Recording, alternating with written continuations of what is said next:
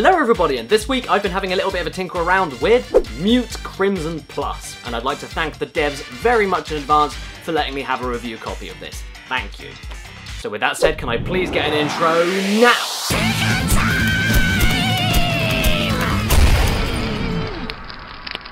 So, Mute Crimson Plus, a game made by two people in their game dev company Iced Lizard Games, and a game that also went through Steam Greenlight a while ago. Yet another one of those retro-inspired hard but fair platformers. You wouldn't be discredited at all for completely ignoring Mute Crimson Plus while scouring all of the Steam pages. But for all of those out there willing to ignore this trope and are looking for a genuinely fun and genuinely challenging platformer in very similar vein to Ninja Gaiden, but not quite as unforgiving as Ninja Gaiden, then this is the game for you. The first thing that strikes you when playing this game is its story, and unfortunately it's one of the many things that don't warrant much point talking about because of how by the numbers it is. The plot is extremely simple. Demons attack a city, you're a ninja, you go and stop them.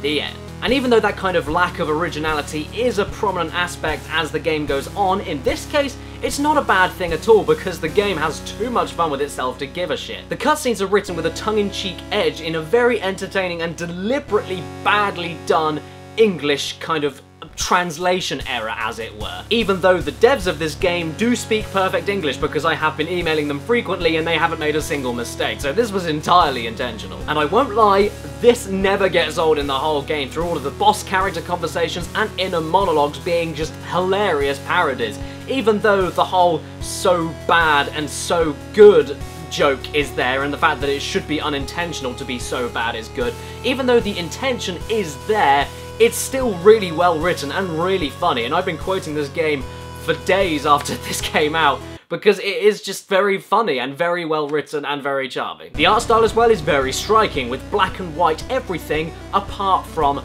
the vibrant reds thrown in for the goopy and thick blood, burning lasers, and boiling lava. Speaking of the blood, I love how it looks in this game. Like I said, it's thick and it's goopy and it looks like bloody jelly. It's disgusting. And the way that it reacts to whatever it lands on, I really love. Like, if it sticks to the ceiling, it will drip uncontrollably like a bloody tap. It's brilliant. I also really like the animations of the characters within the game, especially the main character, with all the little details, such as the fact that whenever a breeze rocks past, he puts his hand in front of his face to shield his eyes from the dust. Love stuff like that. Honestly though, even though I love this art style, and I love how striking and memorable it is, I just wish there was more colour. I think these could be beautiful environments, because even though the environments do change from each world, it just makes the whole game look like one long level because everything looks so damn similar. Musically though, it is very badass. I mean, I wouldn't say the themes were memorable as such, but they fit the mood of the game perfectly with all the insane action going on. And hey, for two people making this entire game, art and music included, I have to commend that. It's a very fine effort. The gameplay itself is also a very fine effort, if very unoriginal, which ultimately does hold it back. This game is basically Ninja Gaiden. It controls and plays exactly the same way, which is a good thing. It's tight, extremely satisfying, the character weight and jump arcs are practically perfect, it's really fun to play. And all of this is made even more snappy when you connect a sword hit with an enemy, watch them splitting in half and watching all the gooey jelly blood fly everywhere. It's very satisfying, and the sound effects make it even better. It is Ninja Gaiden, just more violent, and I could go into more detail about it, but I really can't. The movements, the enemy behaviors, the controls, everything. It's so comparable and similar to Ninja Gaiden that if I was to talk about any of it, we'd be comparing it to it all day. It's the same basic game, minus the fact that you can actually climb here, which does let itself open up to some very enjoyable and tight level designs, and it is a very nice diversion from every other retro platformer that allows you to wall jump. It's a very nice change of pace.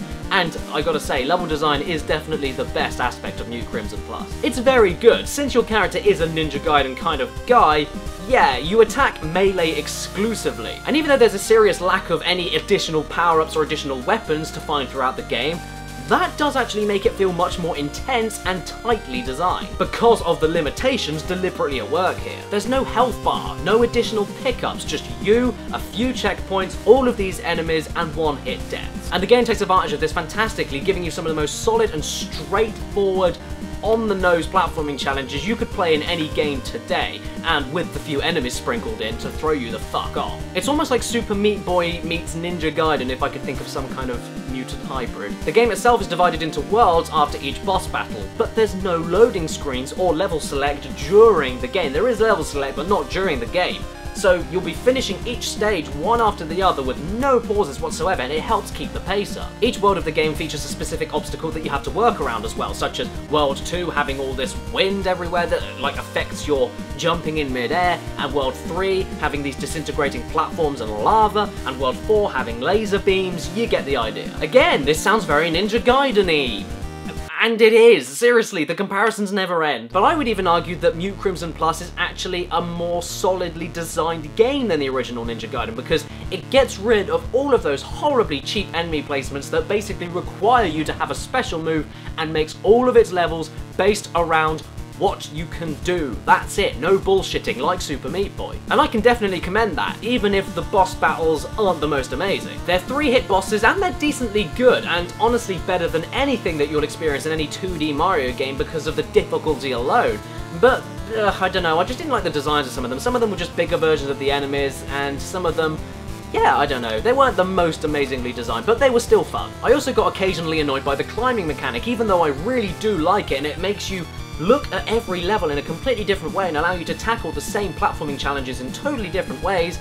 It does like to have you get stuck onto certain walls, like literally, if a pixel of your body goes past any of these walls in midair, you will stick to it, like Ninja Gaiden again. But luckily, because you can freely climb, you can climb out of these situations much easier, because in Ninja Gaiden, the original one, you're basically stuck there, and if you have nowhere to wall jump onto, you're gonna die. So I really do like that is an option to get out of the sticky situations, and there are some levels which actually incentivize you to take a Castlevania approach in terms of stopping, thinking, assessing, and then going forward with it. So it's not like the game rushes you. It does rush you in some stages with rising lava and stuff like that, but it doesn't do it all the time, and it does give you level designs which do reward fast-paced gameplay, but even if you do get stuck, you have the time to look at what's going on and then climb up and carry on. So I like how they kind of worked around that, even if it is still a little bit annoying. Saying that, though, the game is still hard but fair, so that's not too much of a problem. They were the only reasons I ever got a cheap death, maybe next to the fact that tapping and holding the jump button doesn't make a single difference to your jump height. That's a little bit weird, but easily adapted to, especially in a game like this. Unfortunately though, for as fun and addictive as the game's basis is in terms of the controls, level designs, and boss battles, and they're all there and very solid, the content department is seriously lacking. The game itself only lasted me about 3 hours, which for a game like this, with just one campaign story, yeah, I came to expect that. But it doesn't really give you anything else other than that. Sure, there are all these beautifully well hidden coins in each of the stages, which can then help you unlock all these different bonuses, everything from like skin swaps to music changes, but that's kind of it. It doesn't really give you any reason to replay the game again. It doesn't really give you any additional content apart from what you get in the main game. And comparing that to the amount of content and stuff that you get in games like Super Meat Boy, for instance, another indie game, yeah, it does kind of feel a little bit disappointing in that regard. But after saying all of this, after tinkering around with Mute Crimson Plus, I can confidently give the game a high-end acceptable. It's a really good game, but held back by its lack of original ideas and lack of content. Maybe minus the whole characterized cutscene thing with the badly translated English and all that stuff. Very cute. I really wish I could go into more depth about this, but there honestly isn't that much more to talk about. It's a really good distraction. It's good fun, a good challenge, satisfying as hell, and occasionally very funny, but that's all I can really say about it. If it looks like a blast to you, then definitely give this game a look, because you will get your hard but fair platformer fix from this. But that's all I really got from it. A fix. Like a drug, I suppose. But just a little bit better for you. Farewell everybody, and until next time, take care. Hello everyone, and thanks so much for staying until the end of this video, and just in case you're wondering, I have a little treat for you for getting this far because you're just so amazing, and that is with this site that I'm partnered with called the Pixel Empire. And the Pixel Empire are a fucking awesome site, an amazing site, full of high quality, glossy wall prints of all your favorite movies, favorite TV shows, and favorite games. There are so many awesome designs on there. If you go onto the website, order anything, and use the coupon code CADDY in big caps, you get 15% off any order. It's also worth mentioning that for a limited time only, this amazing bundle here of all these incredible designs, yes, this is all in one package, is now on a limited half price off sale. It's great, and I really do think I should let you know about this because, oh my god, it's half price. Look at these. And anything that you do on that site is supporting my channel, so it's another way you can show your support if you'd like to. So thanks for listening, and thanks for checking this out. So, Mute Crimson Plus, a game made by that... We're not talking about fucking Journey. It's not that game company, it's... Oh my god. This isn't fucking Flower, look at it! Whenever a gust of wind rocks by, he puts his hand in front of his face to, like, shield himself from the dust. Love little details like that. That was a car horn. Fuck you.